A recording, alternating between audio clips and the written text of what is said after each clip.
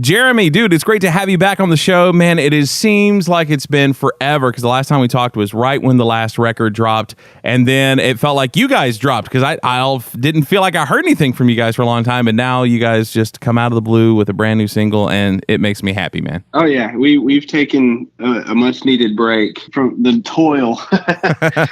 Yeah, we've been feeling refreshed lately, and finally decided that hey, we really want to move this thing forward, and I think it's time to get back in the action. So we're just playing it by ear and seeing what happens with everything. But our main thing is we're trying to have fun with it. So right, it's our first record off of the label, so it's kind of it's a new adventure for us. So we're excited. Right. And I'm glad that you brought that up because that was something I was going to ask because, of course, when you guys drop a single and it goes to radio and it hasn't quite gone to, like iTunes and streaming services and all that, a lot of people have somewhat limited resources to figure out what's going on without just hearing it from you or for some reason, seeing it like mentioned on your Facebook or something. And that is that, I got the single and I was looking at them like, oh, it doesn't say they're on Tooth and Nail anymore. I'm like, this is different. And, I mean, it's always interesting to me to see how those things ebb and flow. Mm-hmm. Of course, this is also interesting for me because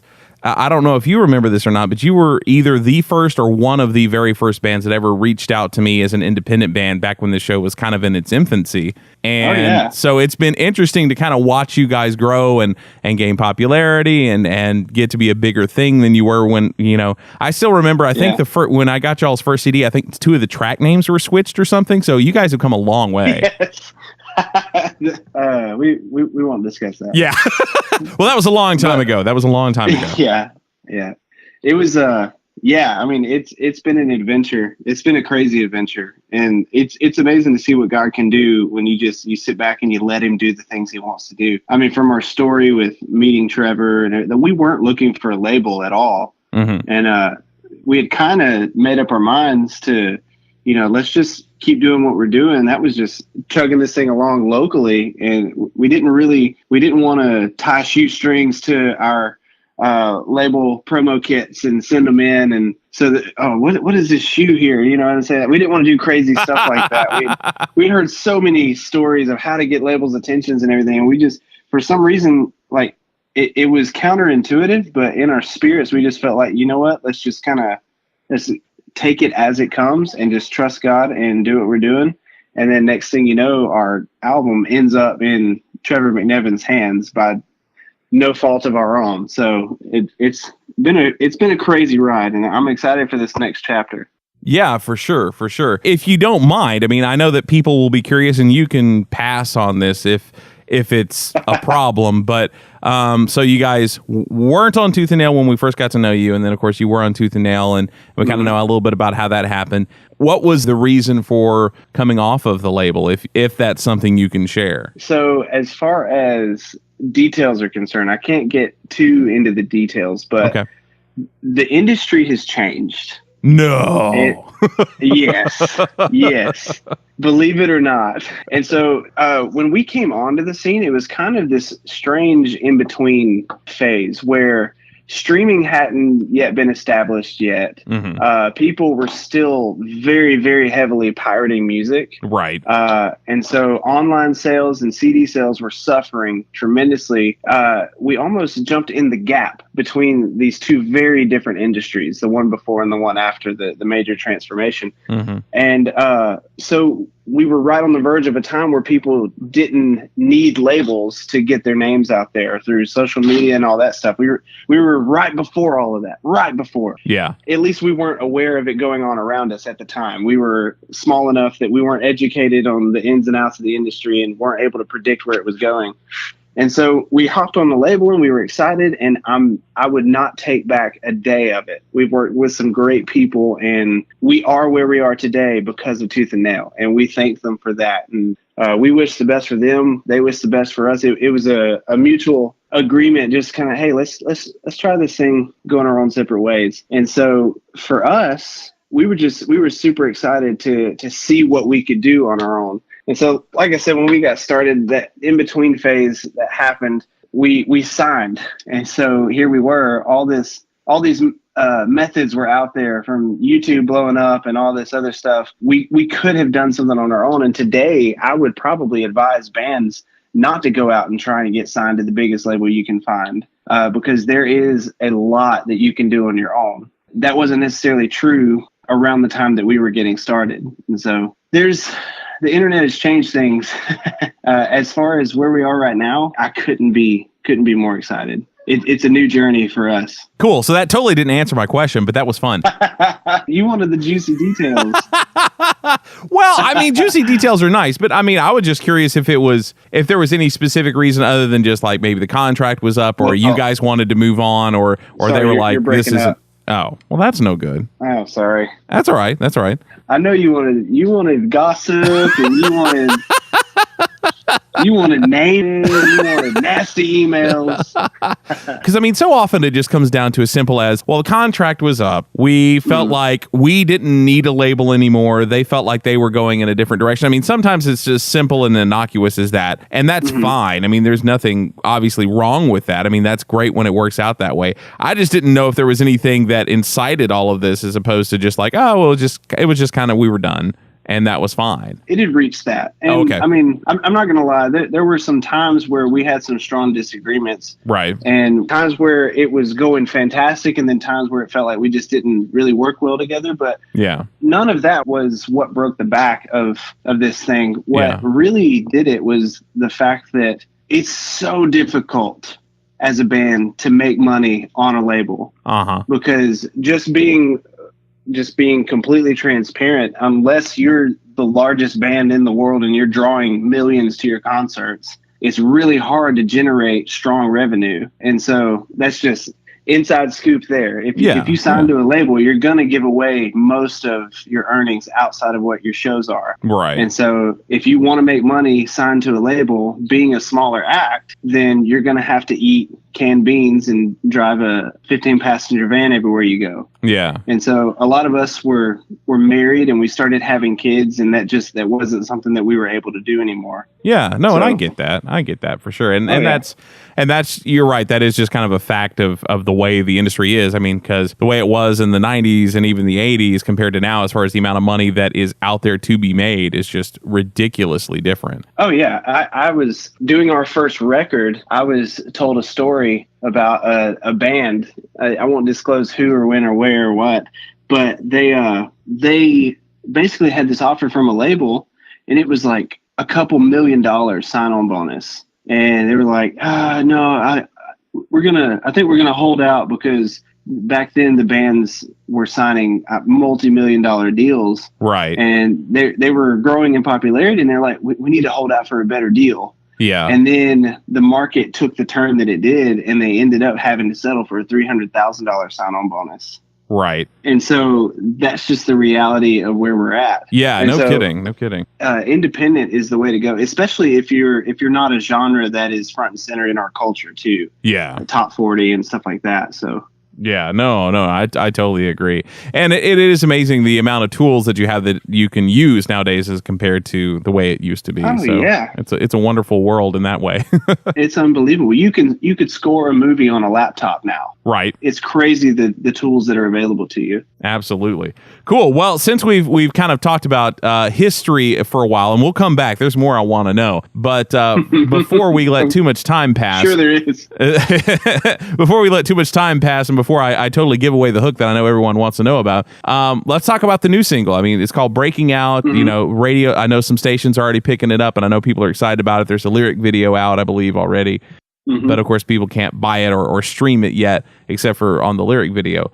But what? Tell us about the song, man. I mean, I just want to know everything. The title says it all. It's about breaking free and not giving up. I try to write my songs kind of from a story perspective, but a lot of times they don't really have a beginning, middle, and end in that regard. It's more of a moment inside of a story. So they're almost like characters that I write. Okay. In a sense. So in this one, I imagined a guy talking to his friend and just really talking about life and hope and Jesus Christ. And he's just saying, listen, listen, do not give up because there is hope. If you give me a second, I'm going to bring up the lyrics because I can't memorize every single song ever, especially when it's newly written and finished.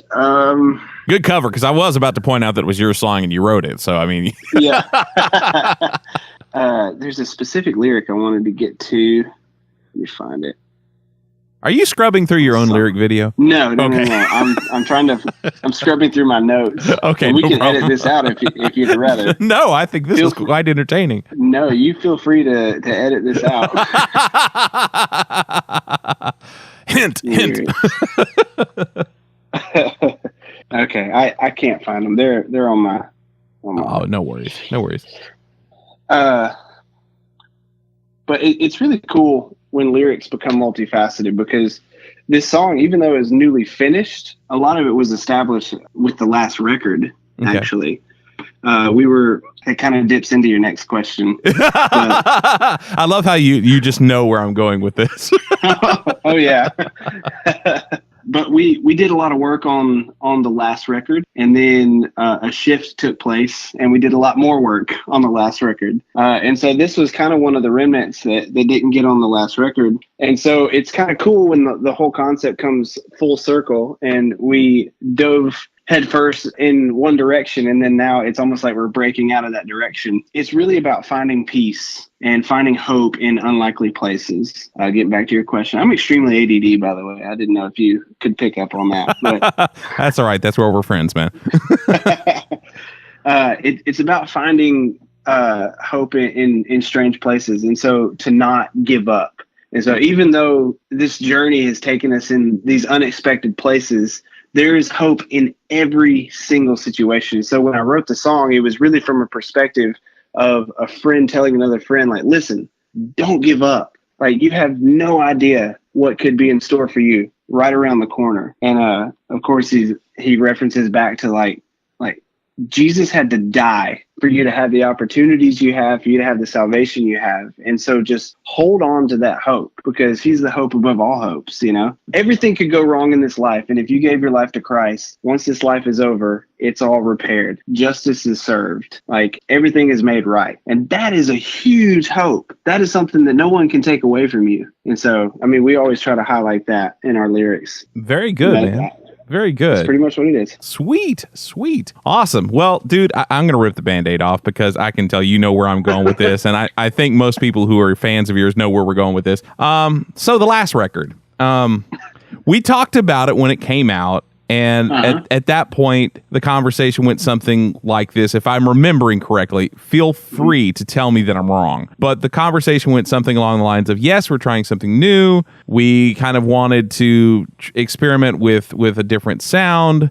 We thought we had done a bunch of records that sounded like the other thing, so we want to try something different. The label was all about it, but the label said, keep the name because it's got name recognition, so we're keeping the name, but we're going to go in this new direction now with Nine Lashes, and then later on we're going to basically have the same members, but a different band name, and that stuff is just going to be insanely heavier than anything else we've ever done. And the reaction to that was mixed, to be generous. Oh, yeah. I mean, and I'll be honest, this was my least... The reaction to that was mixed, to tell a bold-faced lie.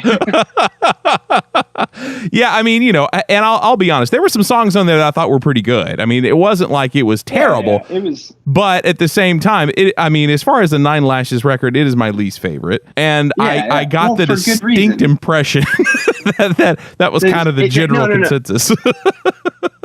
No. Okay, so, yeah. To be clear. Sure. To be clear, I love the last record. Okay. I love it. Okay. Everybody can be wrong. That's okay. I don't love it as a Nine Lashes record. Right. And I think that's fair. And none of us did. Yeah. And so I know you were asking about the label and stuff before, really trying to get something juicy. I really wasn't. I just wanted to know what happened. I don't care what the answer is. I just want to know as much as you can tell me that is not going to get you. I don't want to get you in trouble. I mean, no one wants that. I'm not gonna get in trouble. Okay, and good. I'm not gonna, because I'm not gonna say anything that would get me in trouble. But good. Here's the thing. We had started on that record, and in the middle of it, we kind of, a call happened with the label, and it got us really excited. They were wanting to throw some more money at us, and they were really wanting to get behind it.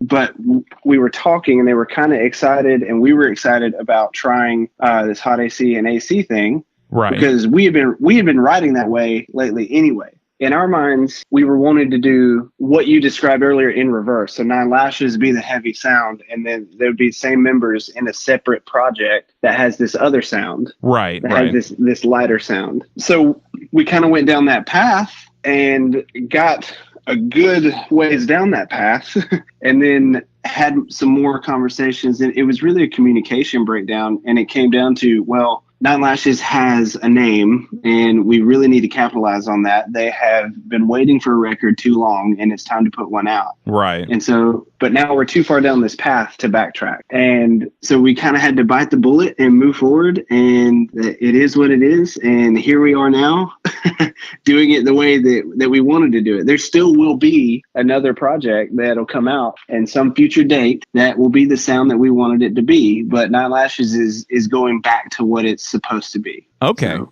interesting. Yeah. Now, I'm going to say this as nicely as I can, and this is nothing against anything that you guys have ever done. How big of a difference in reception do you think it will be when it's under a different name? Because I totally understand that at least half of the reason why people were upset by the last record was because it was put out as a Nine Lashes record, and people were like, this isn't a Nine Lashes record.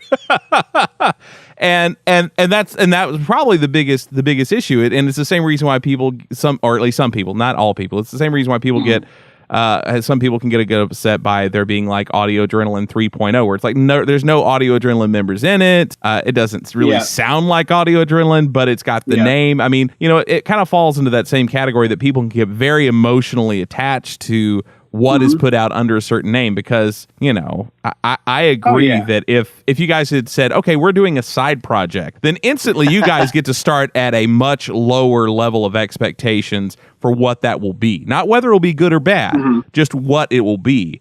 And I'm happy that you guys are sticking to your guns and saying, you know what, we still want to do this, but we're not going we're going to at least do kind of what we had in mind to begin with. And that's a good thing. Yeah. As far as your question, how well would it be received? I think it would be received a lot better for two reasons. Ascend, I love the record. I love it.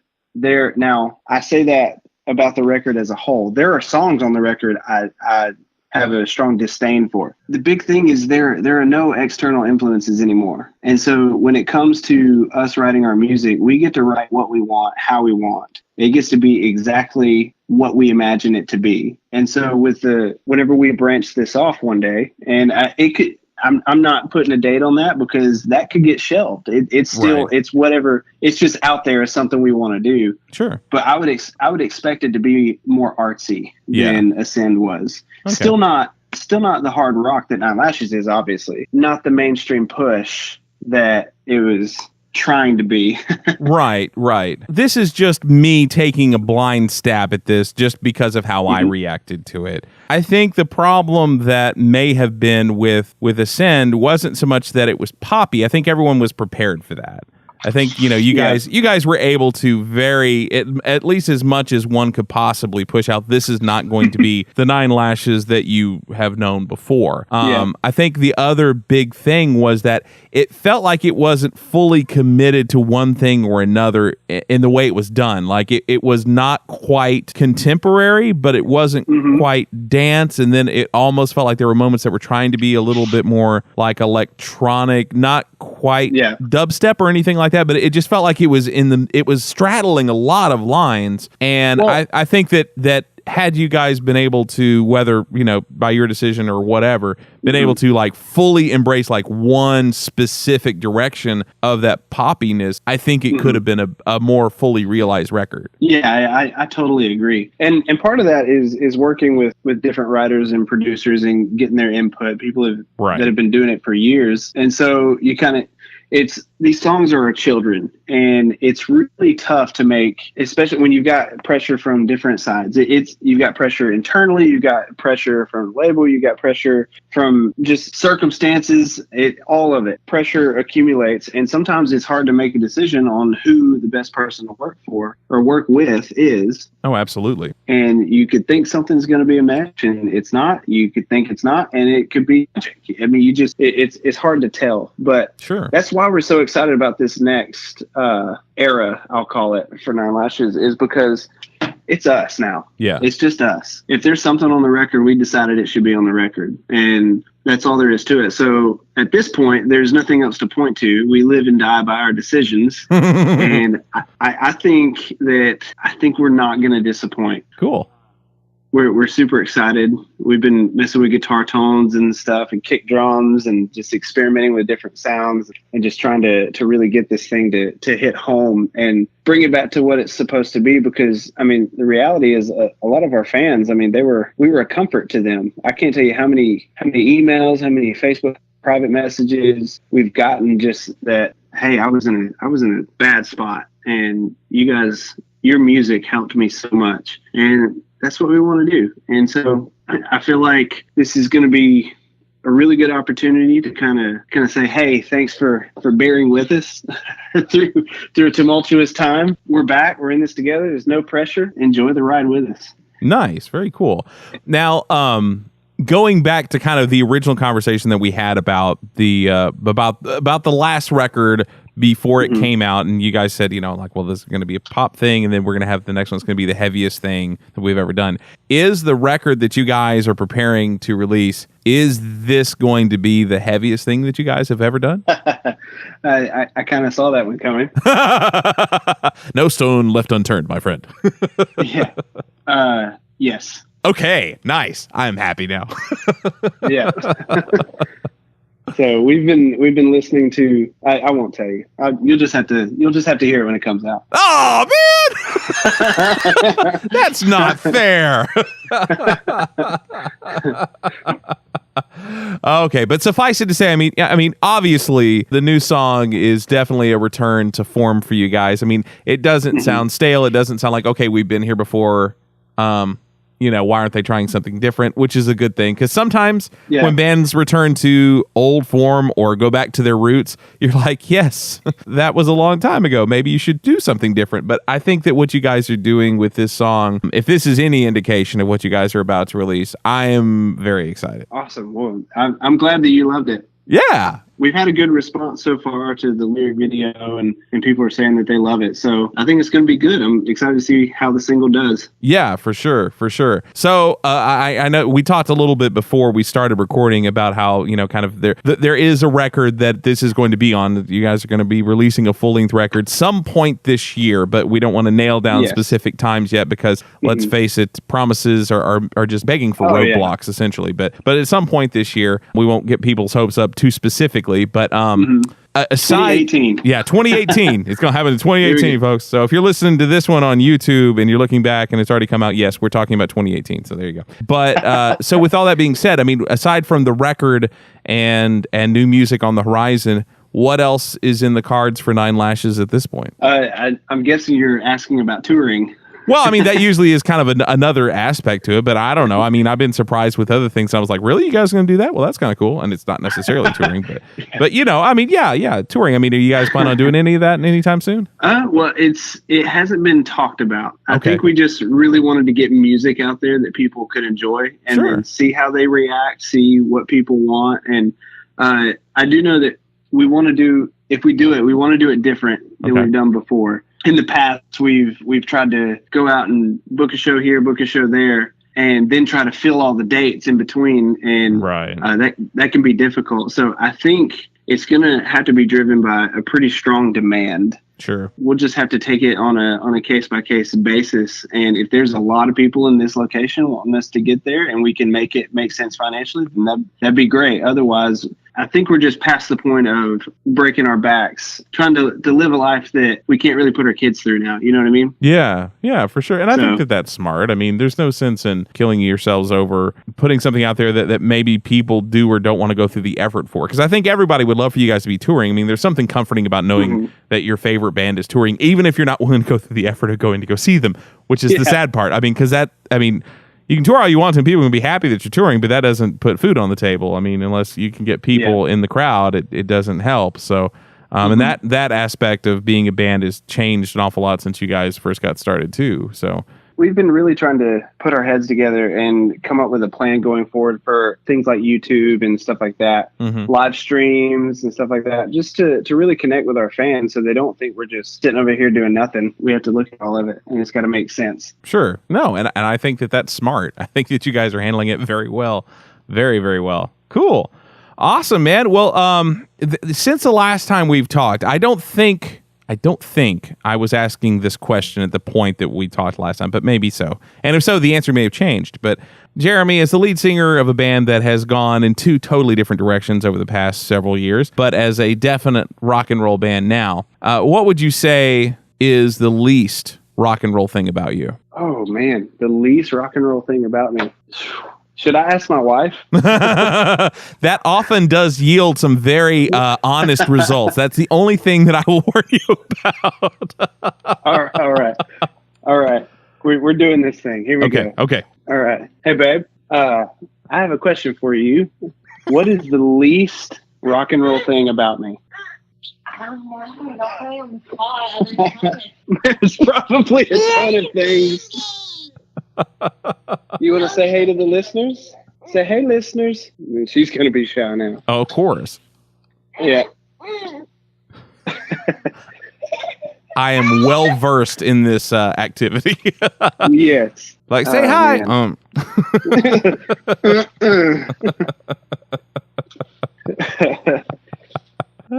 Yeah. So the least rock and roll thing about me. I don't know. I take a fidget spinner to work with me. Well, hey, there you go. Now, what color is it? Now that's really telling. I got it from my drummer, so it's orange. Oh, okay. Well, that's a nice little innocuous color. That's okay. I don't know why those two facts are related. I got it from a drummer, so it's orange. But because your drummer is a carrot, obviously. Yeah, it makes sense. Handcrafted. That's right. Got to get that beta carotene. That's right. Well, hey, I wouldn't say that's horribly unrock and roll, but I can understand. I have 0 tattoos and no piercings.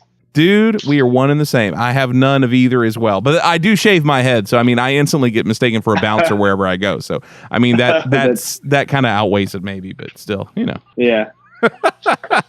But now here's the real serious question, though. I'm looking at your Facebook page right now, and it's got a old tour poster for when I can tell that you guys had just released the previous record, and you're decked out in a tie and a cardigan. Are you still rocking the tie and the cardigan? No, that's probably the least rock thing about me. Is that one photo? My wife said I should say the Ascend album. It's nice to know that everyone is fully aware. Oh, yeah. My favorite story about a wife having influence over her musician husband was Jason Dunn, who used to be, the lead singer for Hawk Nelson. Yeah. As soon as he left Hawk Nelson, he decided he was going to go in a totally different direction. He was going to find himself. He was going to be a serious artist. He spent like a year and a half working on this singer-songwriter album, that was all full ahead coffee shop sounding kind of stuff. And he got it done, fully mixed. He played it for his wife, and she goes, "Oh, okay, well, if that's what you want." He threw the entire record away and started over. Oh my God. I'm like, dude, oh my Lord. Dude, that is harsh. He goes, yeah. That's He goes, in that one phrase, I knew instantly that I had done something stupid. That's fantastic. I know. I was like, wow, man. Man. That's fantastic. Yeah, I thought so. But hey, we need somebody to be honest with us, right? I mean, that's kind of a huge favor a lot of times. I know it is for me anyway. So yeah, I feel you, dude. I feel you totally.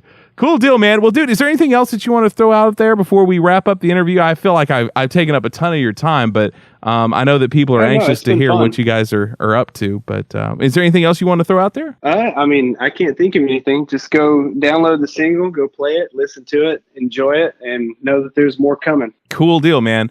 Jeremy, dude, thank you so much. It's been fantastic to watch you guys grow over the years, and I'm super stoked that you guys are back at it. And whether it's another contemporary record or another heavy record, I'm glad that you're still creating, and that's a hugely great thing, especially since it's so hard to make money at it these days. So good on you, man. Oh yeah, we're excited, and don't act like you wouldn't have mixed feelings about contemporary now, okay? Oh, I'm a morning show producer at a contemporary station, so I can't say too much. It's all good, man. It's all good.